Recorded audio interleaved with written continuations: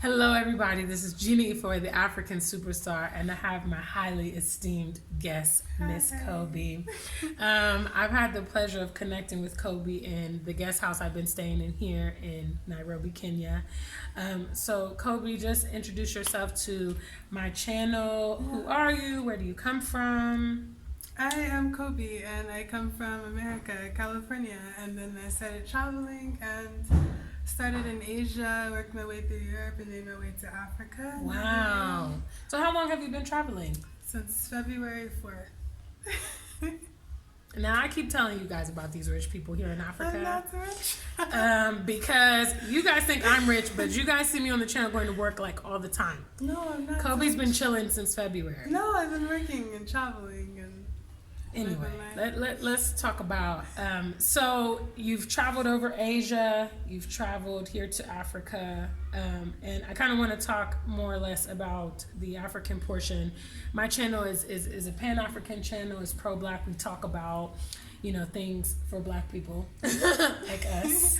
Of course, and yes, it's very important. And actually, we just happened to have a conversation in the house, and we were kind of sharing our experiences. And gratefully, Kobe agreed to do a video for you guys. But some of the questions I wanted to ask her were, what was your perception? First of all, how long have you been here in Nairobi now? I got to Nairobi September 13th, it was. Okay, so we're now near November. November's in a couple days. October 29th. It's October 29th currently. Oh, so wow. I've overstayed. Yeah, so when you came to Africa, or you came to Kenya here, like what were some reasons you chose Kenya, and how long did you think you would stay? Yeah, so I came from Ethiopia. Okay. I was visiting my friends in Ethiopia. And then I was like, well, I have to come through Kenya because it's right here. And it's close, yeah. Can you travel to Africa and just go to Ethiopia? No. So yeah, I came September 13th, and I was actually just going to stay one night. Wow. And it must have had a profound experience on you for you to stay. That's like 2 months, mate. Yeah. Gosh. What happened was I lost my iPhone charger in my Uber when I got here, and it was like 10 o'clock at night. I had just came back from KFC, and my phone was on 1%. I get situated inside, and then I'm like, wait, my phone's about to die. I'm trying to tell everyone I just landed. And then I tried to ask my Uber if he can come back, but my phone died. Your phone was dead. And I couldn't call him or anything. I didn't have his number. Oh, no. And so the next morning is when I was going to get another charger.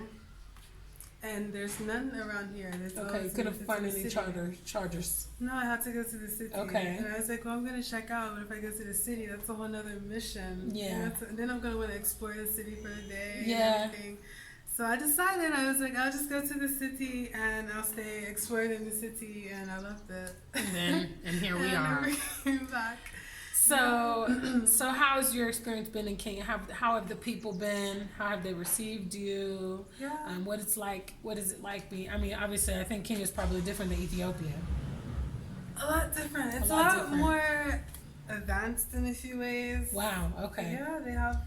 I love it though. It's different in its own unique ways, but each is so beautiful. And yes. I miss Ethiopia, and I was so happy to be able to spend 1 month there. Wow. Yeah. You guys, anybody tells you that Black people are not traveling the world, it's a lie. Oh no. It's a lie, and I'm probably sure you've run into a lot of people in your time in Asia and stuff. I know a lot of Black people are journeying on to Asia as well. So, so you've had a very positive experience here in Kenya, it's safe to say.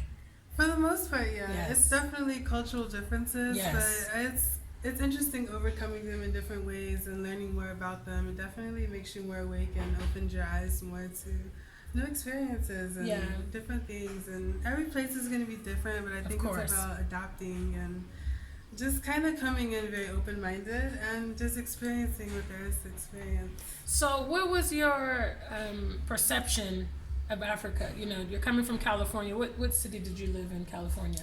Long Beach and LA. Okay. Yeah, LA. All right. So the big cities. You're not from like the rural parts of California. And I was working in Orange County. I was everywhere. All around like some of the bigger areas in California. So what was your perception of Africa? What knowledge did you have? Did you have any friends, or what was I it? didn't know anyone. I connected with people online, mostly some friends online. And I met some really, really nice people. I call them sisters now. We're like so close, and I've met some amazing people, and it's been interesting just seeing what it's all about and traveling, and So is Kenya like what you expected it to be when you were like, say you were in California and somebody said, I'm going to go to Kenya, No. what would pop in your mind, or was it anything like what you... Kenya reminds me somewhat of like New York City. It reminds me of like it's a massive city. Yeah, with like some LA. It's yes, modern, just modern, civilized. It's not like, I think it's people think like, I think people old are school, just like eating rice and like benches all day or something, and like no, it's different. And that's what a lot of people have had that mindset, and I mean it's strategic.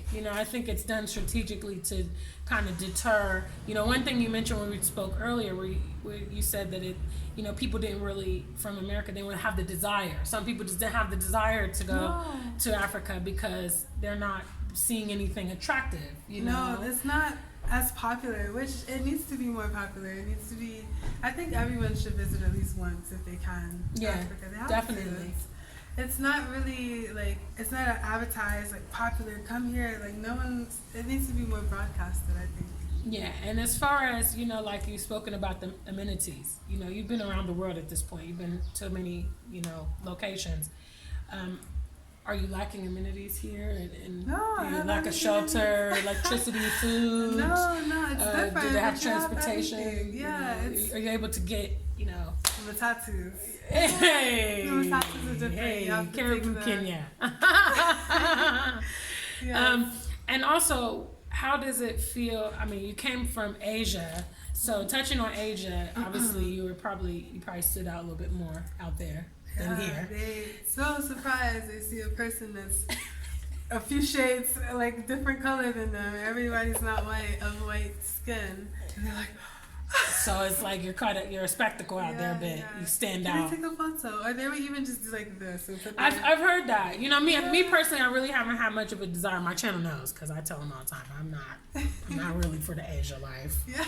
I mean, who knows where my life and travels may take me, but it's not high on my list. But that whole like phenomenon of like being a spectacle, I'm not really with it. So. How have you enjoyed being in a black majority where you go and you don't get that sensation? I mean, obviously you're from America. If people hear you talk, they might have some questions. Oh, you're from America, but I get away with it until people hear me speak. You get so now, and I've also told the channel this is another young black female solo traveler. She's going around the world. People have said, some ladies have said, oh, well, I don't know about going to Africa, I'm not safe, how do you... Did you see her face? It said it all. Her face said it all. It is That's bullets. Like fear over actually... This not safe business in Africa. Nowhere safe. Where are you now in America? That's not safe. Do you feel imminent danger when you walk up the street in Kenya? Do you feel like people are like eyeing up your iPhone? They're gonna snatch you don't want to walk with your iPhone like, hey, I got the new iPhone. What's up? Hey. No. Common sense, you know what I mean? Basic. Yes, basic common sense. Yes. You walk around in New York City. Exactly. Hey, come take my iPhone. They'll take the iPhone in New York City. Yeah, anywhere. I mean, to say that you're not safe, I think that it's not safe anywhere. It's life. You have to be common sense and be smart. And I mean, don't go walking the street at 1 o'clock in the morning by yourself with a miniskirt on. Like, just, use common sense. You're safe if you have common sense. And I'm always telling you guys. Yeah. Okay. I'm always, I'm all about definitely promoting people from the diaspora to come to Africa because there's just so much opportunity here. Mm-hmm. I think more opportunity than what's presented to us in the West. So in regards to going back to America, are you homesick? Do you miss America so much? Are you anxious to get back? Because a lot of people from America are just like, I don't want to go to Africa. I'm just not interested at all. So are you just dying to get back to America? Where I'm thinking currently of ways to stay longer. now that I plan to travel for 1 year, and now that that's almost over, Yeah, I'm just like, okay, how am I gonna? 2020 is coming right yes, now. What am I 2020. gonna do? Yeah, I'm thinking ahead. Like I'm not. What am I missing? I'm not missing anything. May, you if are anything, not missing Africa can anything. Be built up. Like I think there's so yes, much opportunity, so and I'd rather much. invest my time, and I'd rather stay here and think of new things. So what did you think? I mean, obviously, you've probably seen the African mansions. You've probably seen, you know, the wealth that some people are having here. Yeah, I like the Westlands area is actually pretty. Black people, African people. It's interesting to see it grow and develop. I'm telling you. It's happening. It's happening. We need a couple years, more information about Africa and reasons to visit and travel, and it's not dangerous as people make it seem, and like disease, Ebola, mosquitoes. I was actually scared of mosquitoes at first, but it's so. What about those travel vaccines? People make a big deal over the travel vaccine. I actually, I mean, I'm not a doctor. I can't tell you guys what to do. I haven't had them. I haven't had it either. What? Oh my God! What? What? That's two. Hello. People are always like, "Oh, Gina, I can't go because of the shots. I can't go because of the shots." That's what they're on. I actually didn't plan it out or anything, but then I tried to ask at the airport, and the manager spoke to me. He said, "Well, he was trying to clarify if I needed it or not. They didn't know; they were unsure." And then they ended up telling me, "They're like, no, you're fine. You don't need it." So I actually didn't have it, the yellow card. And then I'm going through the Kenya airport, and everyone's like, "Yellow card." And then one guy's like, "Yeah, I did it in my laundry, so it's destroyed. So here's a picture of something yellow." And she's like, "No." And I'm like, "What?" Like, guys, and I'm I telling told you them, guys. I was like, "I don't have mine." And she's like, "Come here." So they made me wait like 2 hours, and I was like, if I would have just showed like something yellow, I could.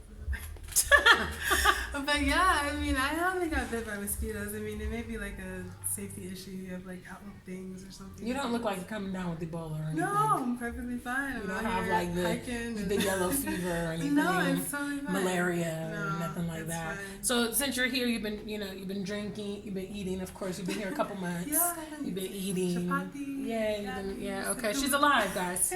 Hello. I'm alive and she's well. alive and well. She's radiant. She's chilling.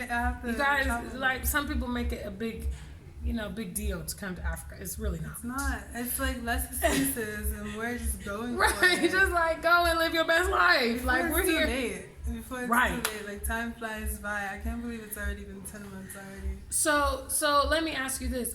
Obviously there are other foreigners that are here. You've probably seen them in Ethiopia as well. Was that surprising to you? To see all the Asians and the white people, a lot of white people. It's a lot of Chinese people. Yep. A lot of Chinese, and it's very interesting. Like they're building and doing construction and building houses. And they're taking advantage of the opportunities. They're getting in there. A lot of people saying it's like the modern version of them colonizing. Yeah, Ethiopia. yeah. People are for it and people are against it. It's interesting to see. Yeah, I mean it's it is what it is. I mean, I think in some areas it's supply and demand because obviously some African nations, they're developing, they want to advance, and Asia's offering them that technology. They're building trains, they're bringing infrastructure. They built a new train in the East. Yeah, they built one here, and that goes from, that super train that goes from Nairobi to Mombasa. The Chinese have built that. I'm taking tomorrow. Yeah, she's been telling me all week that she's leaving. Yeah, so we'll see. If she leaves, I'll miss her. Yeah. We'll see if she actually leaves before I actually leave this week. When are you planning to leave? I leave on Saturday. Yeah, I'm going to Nigeria next week. My channel is, yes, I'm going to connect with a big YouTuber out there named Dinah Samir. Hi. So my channel is very excited. It's been a long, dramatic, I got deported from Nigeria in February. So then my channel has helped me raise funds so I can go again and go join that YouTuber. So everybody's looking forward to that. But, I'm just so grateful for your time. It's been my pleasure meeting you, and we had a conversation in the house, and I was really impressed with her. She's a very promising young woman. I wish when I was her age I was already out exploring the world. It's probably changed your perspective a lot with your future. I think of the person I would have been if I hadn't traveled before. Wow. So it's had a huge impact. I think it's definitely geared me a lot towards my future and made me think more about different things in the world and actual problems that people don't talk about and different things. And really broadened my horizons. Much more than books and formal education. Yes, I feel the same way. I felt that very same way when I first started exploring Africa a few years ago, I was just kind of like, wow, there's just so much more. Like, there's just so much information I've never had access to. So, you know, fortunately, we're some of the lucky ones. You know, we're out here. Because you've been exploring for a few years in Africa. Yeah, I have, but I haven't had the liberty of just coming and staying for the year. I've had to go and work I've only a been job at a place with the people. Like next week when I get back to the UK, I have to go to work for a couple days before I go to Nigeria. UK. I want to come back to the UK. And there won't be any sun. There won't be any. You know, I can't go to work like this. But you can wear like. Unfortunately. The headscarves to go with it to have it, or you no. You've been away from work for a long time. You they have this thing called dress code. Yeah. They'll be trying to trip on you about what you wear to work. But like as a hair tie, if you tied your hair and you had. No, I cannot wear this to work. I can't wait until I'm where she's at. Like, oh yeah, like, oh work. What is that? Oh, can you wear that? You can wear that to work. No. Okay, if I go work like this, if I come out, no, I mean people at my job, they don't even know I'm the African superstar. Okay, they have no clue. But you have to express yourself. No, like, no, I keep it suppressed because they start trying to come for me, and I don't have time for that. See, I'm trying to get up and out of there and get here, so I don't need them trying to come for me. Cause see, when they find out your plans, okay, they'll be trying to start interrupting your plans. Yeah, when you tell people about things, yeah. They don't want to see you. Yeah, they don't want to see you live your best life. No, but you have to go for They'd be like, oh, probably when you say I'm going to go travel the world, they'll be like, oh, be careful out there. Yeah, I've gotten some crazy looks. Yeah. I told somebody, I felt better just not even saying anything. I told one person and they're like, no. Like, they didn't. They're not so, like, encouraging. You can't do that. Like, what? What are you going to, like, yeah. No. I mean, I think, obviously, the way people are raised back home, and you know, in the States, they have very like segmented mind frames. They don't think beyond this is how my life has to go. You know, so the thought of somebody taking off a year and going to travel the world, they're probably like, how can you do that? Like, how can you afford to do that? Like, aren't you scared? You're gonna solo travel. Like, how are you gonna live? How are you gonna eat? Like, how are you? You know, they can't even. What my mom told me. She's like, you can't travel for a year. What are you gonna do? You need to get back from Africa. What if there's mosquitoes? Da, da, da. I'm like you can't think like this. Like you can't think like this. Like, my own mom. And I was like, you know, you have to travel. You know. She's like, I just want to stay here. Everything's closed. I like my store right here. See, my store and that's people's mentality. My bubble. Like, you have to see different things. We have this one life. How are you gonna live it? And I mean, you've probably, you know, I as well. It just seen just some extraordinary things over my travels, and I think sometimes just the thought, like, wow, A, so many people are never going to see this because they're not going to take the initiative to go see it, you know. Yeah. And B, I'm so grateful that I had the experience. Like, it's unbelievable. Like, I saw the pyramids. I went to Egypt, and then when I want to go there and see the pyramids. Don't be surprised if she's in Egypt, you know, next month. Because that's the kind of life she lives. I mean, you're telling me about the history and everything. Yeah, that would have to be so amazing to see. Yeah, the pyramids are really a world wonder. Like, you see them in the picture and it really doesn't do it justice. When you get at the base, like, you can't even get it in a picture. Like, it's so, the Great Pyramid is so massive. It is unbelievable. And the blocks, they use these blocks that are probably bigger than me. Like, one block is, like, bigger than me. And the Greek mythology. It was just, wow. It was definitely something to see. And then also I climbed a mountain, like I kind of climbed it in South Africa. and the view, I got on it by mistake because a friend of mine had gone before me and had taken this awesome picture. And I was like, oh, well, where did you take it? Because I want to go to that place and take it too. Yeah. And he said, oh, Lion's Head. Shout outs to all of our South African watchers. So he said, oh, Lion's Head. Like, he just said casually, you know. Yeah. So I Googled it and I saw it was at this park. And I just literally thought it was like a stone, like you just get on it and like, you know, take the pic. So I get to the park and there's this ranger and I'm like, oh, where's Lion's Head? I want to go take a picture. And he points at this like mountain that's up in the sky. And he's like, that's Lion's Head. And I'm like, what? And I'm thinking, my friend didn't climb this dang on mountain. Like, what? This is the one now. So I had a tour guide with me. And the tour guide was like, okay. You had a tour guide? Yeah, I had a tour guide. Okay. so my tour guide was like, well, do you want to try to climb it? And I'm like, well, I'm only here because it's in Cape Town. So I was like, well, I'm only here for a couple days. I was like, I'm only here for a couple days, so let's do it. Because I'm thinking, this guy, my friend, climbed the mountain. And I'm just like, this guy, if he can do it, I can do it. So I get on this mountain. I'm telling you, girl, 2 hours, we're still going up. And I'm still not at the pinnacles. And I'm looking at, and I was just so exhausted. So anyway, I turned around, right? Because I was thinking to myself, it was daytime when we went up there. Okay, at least it was like sunset. Yeah, it wasn't like dark when we got out of there. It was still daytime. Okay.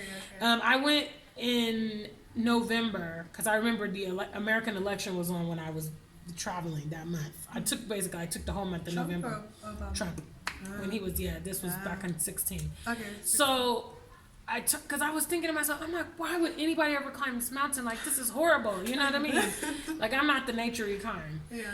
So then I turned around and I saw the view, like the mountain view, and it blew my mind. And I thought, this is why people climb the mountain, because they want to see this view. Like, this is, and I literally, I just burst into tears. I was really overcome with it because I just thought to myself, like, I'm literally, like, right now, I'm doing things that nobody else is going to do in their whole life.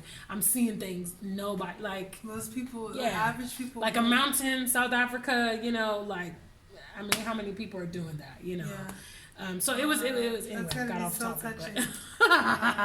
Lion's Head. Lion's Head, yeah. Lion's Head. You can Google it, in Cape Town, yeah. It's not, there's another big popular mountain out there.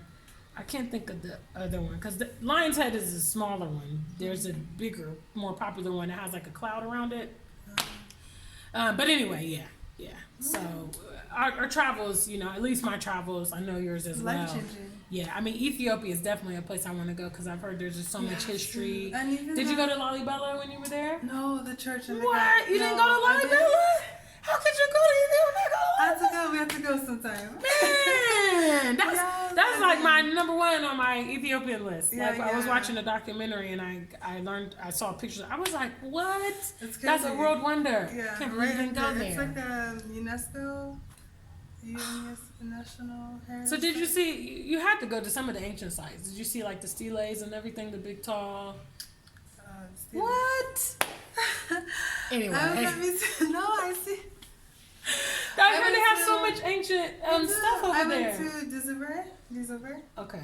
I'm not versed. I only know Addis and I know Wukuramai, and that's it. My little sister lived out in Ethiopia for some time. It's like a village. It's like, you know, the countryside. Yeah. But anyway. Bring it back. No, I know the church on the grounds. Yeah. I can't believe you didn't go to Lalibela. May, that is just like, that's like going to Egypt and not going to the pyramid. Yeah. I mean, probably somebody have probably not gone to the pyramids. I went to the pyramid, but I didn't go inside. I was like, I'm not climbing up in there like that. To see the top. No. Yeah, I don't know. Maybe I'll go back in the future. May. Anyway, but I just wanted to thank you for, you know, having this conversation with my channel. It's always great when I meet fellow, you know, travelers, fellow ladies, you know, black women. Solo travel. Yeah, doing their thing. Think that black people don't travel. They think black people just like don't travel or something, but that's not true. They be lying on us, man. They be lying. So much to see, so much to do, and you can't let your fears stop you. Yeah, you can't let your. That's her. Is that your final word? Give the channel final word. Have you got final word? Visit Africa. Like Jerry Springer. Jerry Springer. Visit Africa. That's her final word, guys. Put Africa on your travel list. Make it happen. Well, anyway, we from the Afrikan Superstar family, we wish you safe travels for the remainder of your journey. Yes. I'm very proud of you, and I wish you good luck in your endeavors. You're a very bright and positive young lady, and definitely your world exposure will take you far. So I wish you the very, very best in life, and of course safety. Yes, no more losing iPhone chargers. No more of that. You never know.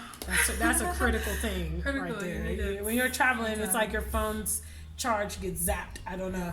You get off the plane and it's like 3%. You're like, whoa, wait a minute. Use your maps in any direction. Shout outs to Rwanda Air that had those charging ports on the plane. Rwanda Air. Yes, I flew Rwanda Air from London here, and they're really nice, really fine airline. I've been promoting them during this trip. So they had the charging ports, they had the in-flight Wi-Fi, so I could yes, homie, yes. so I could stay connected the whole long trip. How long was your plane? It was 14? long, babe. Yes.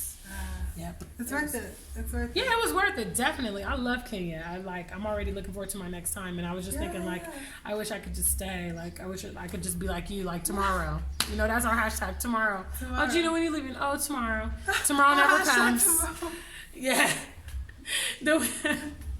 So anyway, guys, thanks for watching. I will see you very soon. Until we meet again, stay black and true. If you ain't black, just stay true.